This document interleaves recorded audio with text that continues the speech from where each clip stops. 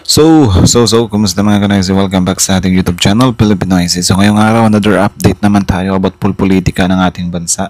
So, ang video to is mula na naman kaysa iyong araw. So, meron itong pamagat na bago pa nila magawa ang masamang balak, Rimulya nakita agad ito. So, alam naman natin na painit na yung mga nangyayari ngayon sa politika, especially simula nung naupo si Rimulya as ombudsman. So, kitang-kita nyo naman yan sa mga balita. Like, nauga talaga ng todo yung mundo ng mga DDS.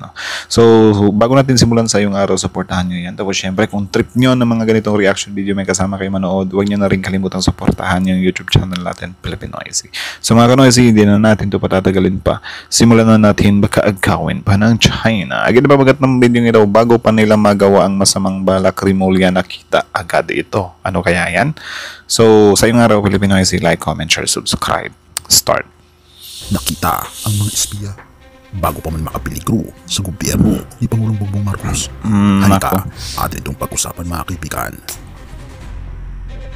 Kasi yun talaga ang gusto natin. You don't want to be arriving in a place. Tapos lahat ng empty seats na in-expect mo, ng mga para sa mga kasama mo, na-fill up lang bigla. Hindi naman dapat ganun. May mga bagay na hindi dapat mo munang malaman. Pero kapag nalaman mo, baka mahirapan ka ng matulog. Ito yung kwentong hindi mo dapat palampasin kasi akala mo simpleng hiring lang ng empleyado sa gobyerno pero may nakatagong plano pala sa likod nito. What is that? Matalas ang mata ni Ombudsman Rimulya at may nakita siya.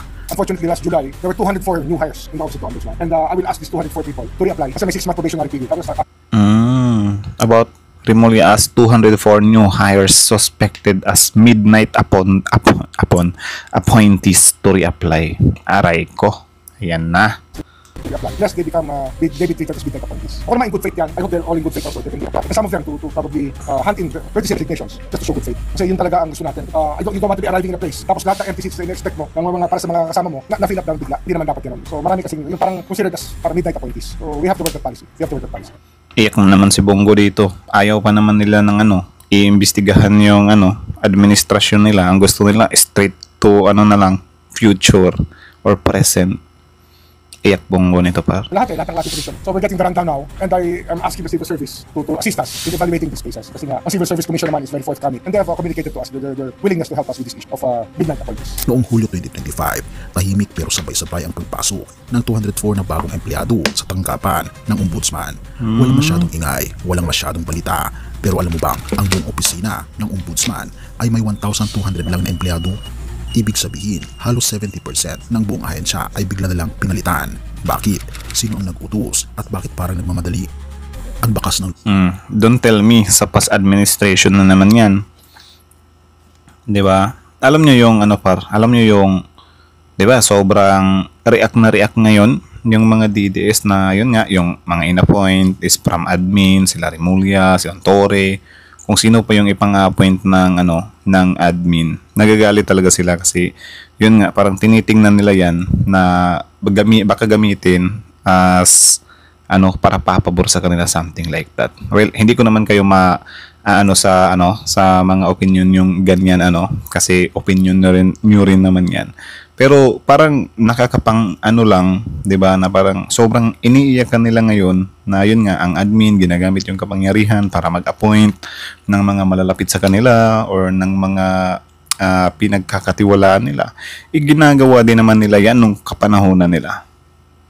Ang mas masaklap pa nga nung time nila, yung administration nila, pati yung sa Coast Guard, merong mga Chinese spy, 'di ba, na nahanay sa Coast Guard.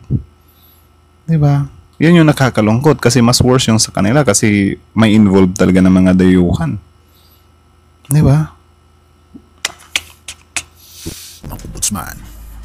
Ang dating ombudsman, si Samuel Martires, nagretiro lang noong Hulyo 27, 2025 pero bago siya bumaba, may iniwan siyang sorpresa. Alam mo, pinababahala nga nila. Kasi parang sabi baka inutusan kayo. Wala. Sino nag-utos na sa akin? Kasi yung sinasabi nga nila na appointee ako ni Digong, sinabi ko na, di ba? 204 na bagong tao na pumasok bago siya tuluyang nagpaalam. Marami ang nagsabi, ito raw ay tinatawag na midnight appointments. Mga magsandali ng kapangyarihan, ginagamit para maglagay ng mga tao bago mawala sa pwesto. Ngunit, kung totoo ito, bakit tila tahimik ang lahat? Mahigit 200 umaray midnight appointment. Nako, so binalita pa talaga. So parang pala siya para hindi ganong mauga Diba? Hindi mauga yung past administration. Parang ganun yung purpose. Yan, kayo kasi, hamon kayo ng hamon sa admin. Sinasabihan nyo, weak leader, weak leader. Ayun, pati tuloy yung mga tinatago nyo, nabuklat, nakita. Kasalanan nyo rin yan. Consequences yan ng paghahamon ninyo. Diba? Tapos ngayon, parang biglang, ano na kayo, wag na kayong tumingin dito pabalik. Diretso na kayo sa mastermind. Ano yun, exempted kayo? Apakaswerte nyo naman. Di sa Ombudsman, pinagsusumiti ng courtesy resignation ni Ombudsman Boying Rimulya. Ngayon pumasok si Ombudsman Remulla. Nang umupo si Ombudsman Remulla, hindi siya nagpalukot sa tahimik na simoy ng opisina. Matalas ang mata, mabilis magduda. Tila sabi niya, hindi ako papayag. May mga taong nakapasok dito nang walang maayos na proseso. Kaya agad niyang pinag-resign sa courtesy ang lahat ng 204 na bagong empleyado. Hindi para Grabe. manakot, kundi para malaman kung sino ang tunay na tapat at sino ang espiyang iniwan. Unfortunately, last July, there were 204 new hires in the Office of the Ombudsman. And I will ask these 204 people to reapply. Kasi may 6-month probationary period. I will ask them to reapply. Lest they become, they be treated as bidden appointees. Kung naman in good faith yan, I hope they're all in good faith also. They can reapply. And some of them to probably hand in courtesy resignations just to show good faith. Espiya.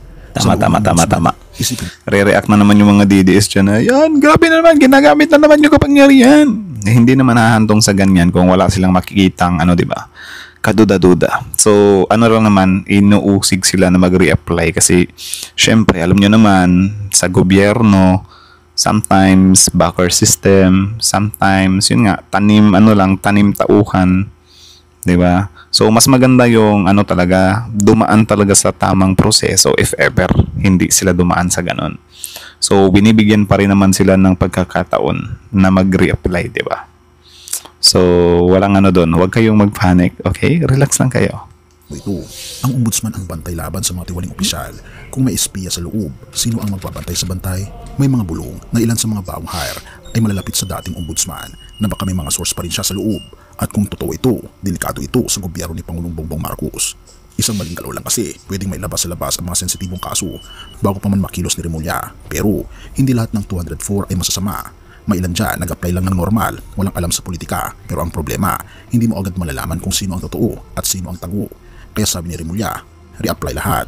Kung malinis ang hangarin, walang dapat katakutan. Pero kung may tinatago, baka sa mismong proseso ng reapplication, lumabas ang baho. At ito ang mas malalim na tanong, bakit ngayon lang napansin?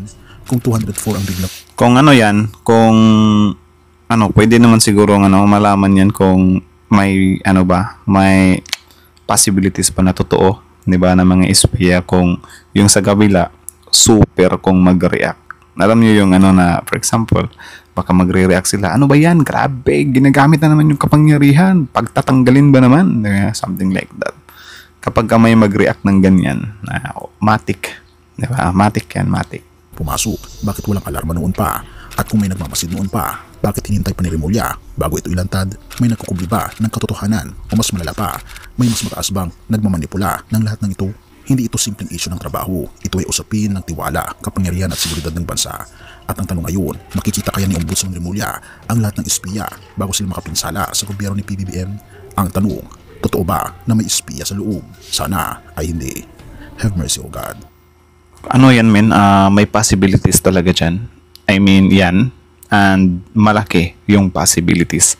Kasi yun nga, itong mga politikong to naman, di naman to kikilos ng mga kabulastugan kung wala silang assurance na hindi sila mahuhuli, di ba? So, mostly, yung kinokontrol nila, it's either judge, ombudsman, ewan ko sa Supreme Court, something like that, di natin alam. Yung police, something like that pa. Di ba? So, parang nagpapakover sila. Yung mga politician, di ba? Mga businessmen. So, parang yan yung nila, yun yung parang ewan ko kung for assurance, ganun, 'di ba? So magtatalaga talaga 'yan. So dito naman sa point na yun nga, parang mag-iiyak yung mga DDS na parang in-appoint ng admin si Remulla, something like that, na parang papabor sa kanila. Di ko rin sila masisisi kung yan yung iisipin nila, no. Pero syempre hindi naman natin talaga pwedeng husgahan agad na kesyo in-appoint ng admin is parang kaduda-duda na. And tanong ko lang, sino ba talaga kasi dapat ang mag-appoint? Diba? Comment nga kayo sa baba kung admin ba yung may kakayahan na mag-appoint dyan. Kasi kung admin yung may kakayahan na mag-appoint ng mga pwesto na yan, And then, ginagawa na yan dati pa. Anong iniiyak-iyak nila? 'Di ba? Na parang sila nga dati, biruin nyo, sila Garma, biglang inappoint ni FPRD from police to PCSO ata yun. Correct me if I'm wrong. 'Di ba? Ganyan naman talaga sa politics eh. Kung sino yung kaparehas ng hangarin, yun talaga yung ilalagay mo sa pwesto. Yun nga lang, meron siyang two sides. Una, same kayo na may magandang hangarin. Pangalawa, same kayo na may masamang hangarin. So, ganyan lang yan.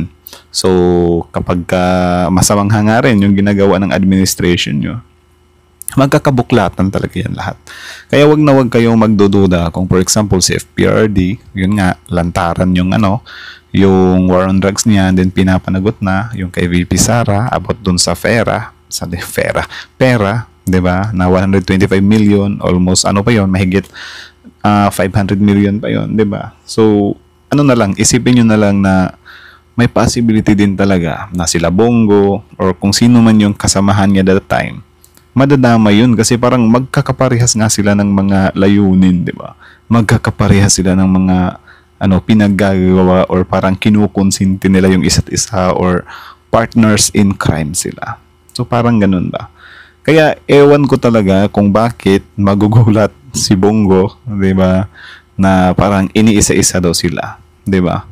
Na yun nga, kung same kayo ng mga pinaggagawa ng administrasyon nyo, may involvement kayo, may connection kayo sa isa't isa, edi maiisa't isa talaga kayo. 'Di ba? Papanagutin talaga kayong lahat. 'Di ba? Hanggat sa makikitang ebidensya na pwede mag-ugnay sa inyo. Hindi yan totally pamumulitika. Kung may pamumulitika man dyan, sisihin nyo yung sarili nyo kasi wala, nag-iwan kayo ng bakas eh. 'Di ba? Sobrang kampante nyo, akala nyo habang buhay nyo mahahawakan yung kapangyarihan. 'Di ba? Ini-expect nyo from FPRD, okay, patakbuhin natin VPC Inday. Ayun, biglang nag-break up sila ni PBBM. So napanagot. 'Di ba? So parang ganyan na lang 'yan. So, kayo masasabi nyo dito, comment down below. Tapos yun, pag-usapan natin yan sa comment section. So, again, Pilipino IC, like, comment, share, subscribe. Sa yung araw, support nyo rin original video link in the description box below. Pilipino IC is out. Subscribe!